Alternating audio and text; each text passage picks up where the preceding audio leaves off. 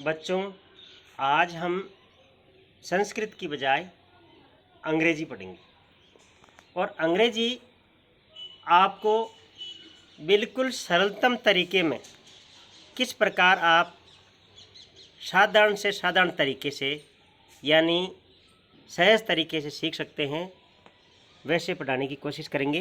तो देखिए, आज अंग्रेजी में हम पढ़ेंगे टेंस। अब जो 3 प्रकार के टेंस हैं वो है प्रेजेंट, पास्ट और फ्यूचर। प्रेजेंट में मैं आपको बता दूं, जाता है, पास्ट में गया और फ्यूचर में जाएगा, यानी है, था या यायी और गागेगी, इनकी पहचान है। अब इनमें से जो 4 भाग हैं टेंसों के, हम तुलनात्मक तरीके से पढ़ेंगे, यानी प्रेजेंट, पास्ट और फ्यूचर तीनों के इंडेफिनिट को लेंगे, तीनों एक साथ पढ़ेंगे। अब इसके लिए मैं यहाँ 6 वर्ड है जो कर्ता है, 6, ये 6 वर्ड है कर्ता के रूप में, इनको लूँगा।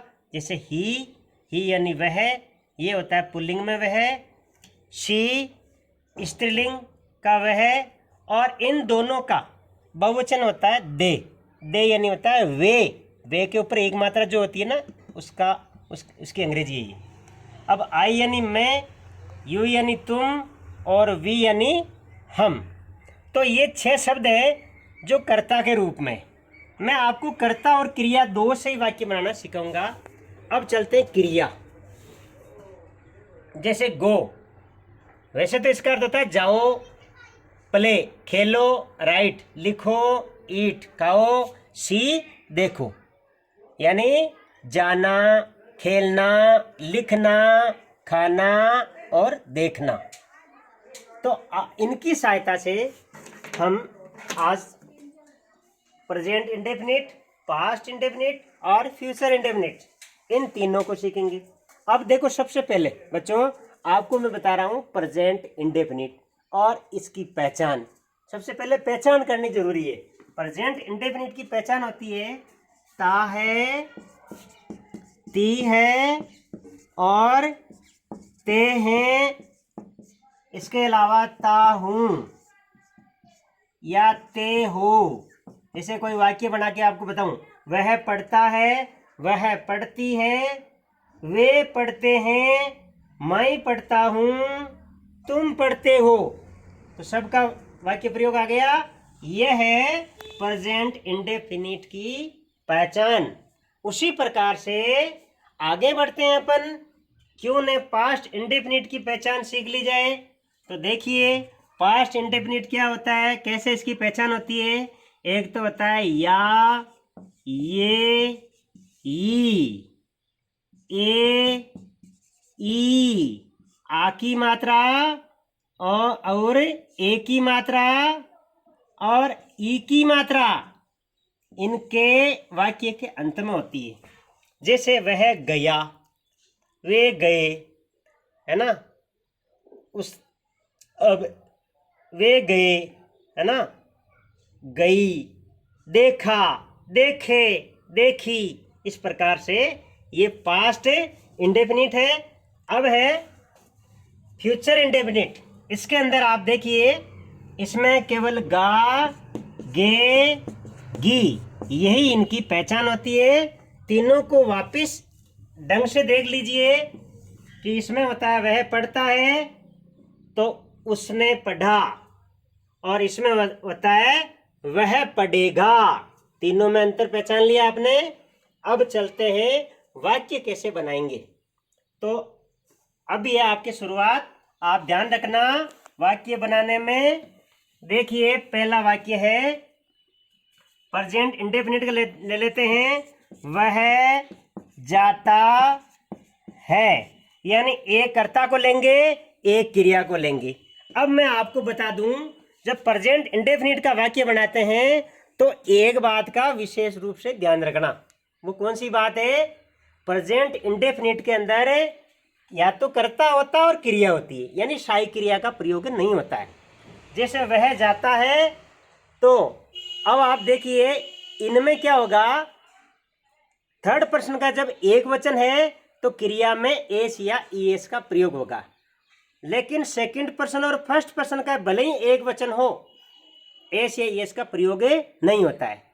हम लोग भी पहले उल्टा पढ़ते थे कि सीधा ऐसे मान लेते एक वचन करता होगा तो एस या ईएस लगेगा। ये गलत है, क्योंकि आपको मैं एक विशेष बात बता दूं बच्चों, शायद आपके जानकारी में नहीं हो। आप ये मुझे बताओ कि यू एक वचन है या बहुवचन है? हाँ, बहुवचन है ना, आप यही कहना चाह रहे हो ना?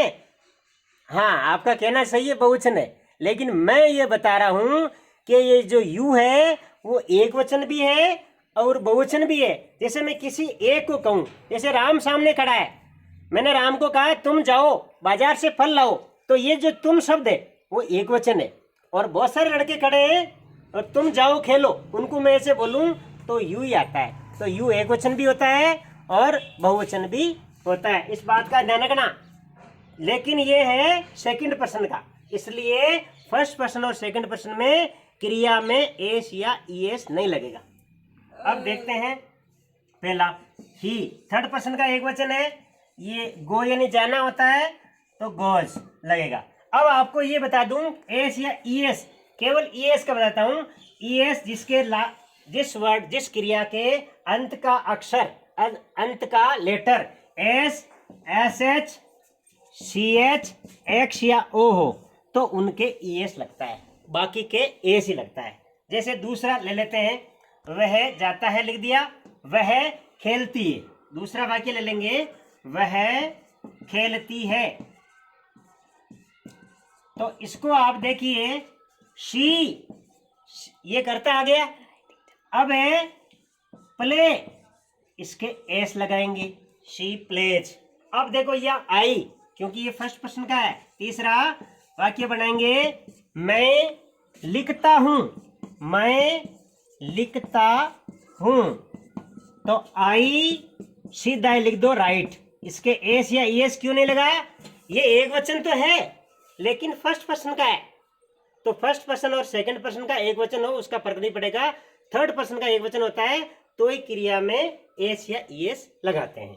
तो बच्चों इतना आपके समझ में आ गया होगा। आप यू और वी, दे, इन सब को बना देना। इन सब के यू के भी क्रिया में एस या साथ में, क्रिया के साथ में एस या ईएस नहीं लगेगा, वी में भी नहीं लगेगा और दे में भी नहीं लगेगा। तो अब देखिए आगे चलते हैं। प्रेजेंट हो गया, अब है पास्ट। पास्ट के अंदर पास्ट इंडेफिनिट, ये बहुत सरल है, इसको मैं तुलनात्मक बता रहा हूं। आप देखिए प्रेजेंट में तो हो गया सीधा ही, कर्ता और क्रिया एस या ईएस लग भी सकता है, नहीं भी लग सकता है, वो शर्तें आपको बता दी गई थी। दूसरा है पास्ट, भूतकाल के अंदर इंडेफिनिट में आप देखिए इसमें क्या होता है, बहुत सरल है। ये जो सीधा ही आपको ध्यान रखना है, कर्ता लिखा और सीधी सेकंड फॉर्म लिख दी। कर्ता के साथ में कौन सी फॉर्म का प्रयोग होता है? होगा सेकंड फॉर्म का। जैसे गो की सेकंड फॉर्म होती है वेंट, और प्ले की प्लेड, और राइट की रॉट, और ईट की एट, और इसके अलावा सी की शा, ये इनकी सेकंड फॉर्म में है। तो आप आराम से बना सकते हो। जैसे ही, अब देखो वह गया, ऐसे बनाना है, वह गया, तो इसका बनेगा ही वेंट। अब दूसरा है वह नहीं बनेगा, खेलना का खेला, उसने, अब देखिए उसने लिखा, उसने, मान लो कोई लड़की ने लिखा, उसने लिखा, है ना, ये स्त्रीलिंग है, तो हो जाएगा शी रॉट, शी रॉट। वैसे इन सब में देख लो आप, तो उन्होंने देखा, उन्होंने देखा, दे शा, उन्होंने देखा, इसकी अंग्रेजी होगी दे शा, उन्होंने देखा। हिंदी में वे का उन्होंने हो जाता है पास्ट में, तो दे शा, उन्होंने देखा। तो बच्चों पास्ट इंडेफिनिट आपके समझ में आ गया। क्रिया लिखनी है, सेकंड फॉर्म लिखनी है, सीधी, है ना, बहुत सरल है। अब देखिए उसी प्रकार से आपके फ्यूचर सिंपल यानी फ्यूचर इंडेफिनिट भी बहुत सरल है। वो देखिए फ्यूचर इंडेफिनिट, फ्यूचर सिंपल या इंडेफिनिट, इसको आप देख लीजिए। इसके अंदर क्या होता है आपको मैं एक, अब बच्चों आप देखिए, आपने प्रेजेंट इंडेफिनिट देख लिया, उसकी पहचान देख ली है ना, वाक्य बनाना सीख लिया, पास्ट के वाक्य बनाना सीख लिए। अब है फ्यूचर के। फ्यूचर में क्या होगा आप विशेष तौर से देखिए, फ्यूचर के अंदर गा आगे गी होता है। तो इन दोनों में तो सहायक क्रिया नहीं लगी थी। प्रेजेंट में सहायक क्रिया का प्रयोग नहीं हुआ था, प्रेजेंट इंडेफिनिट में, पास्ट में भी नहीं हुआ था। अब देखो फ्यूचर इंडेफिनिट में विल और शेल का प्रयोग होता है। और शेल देखो आजकल तो शेल का प्रयोग घड़ी में ही हो रहा है, पहले घड़ी में रेडियो में होता था, है ना, रेडियो और चलता था। इसलिए मैं दो शब्द आपको बता देता हूँ, उसमें शेल का प्रयोग होगा। कौन कौन से शब्द हैं वो? आई और वी, आई और वी, इन दोनों के साथ शेल का प्रयोग होगा।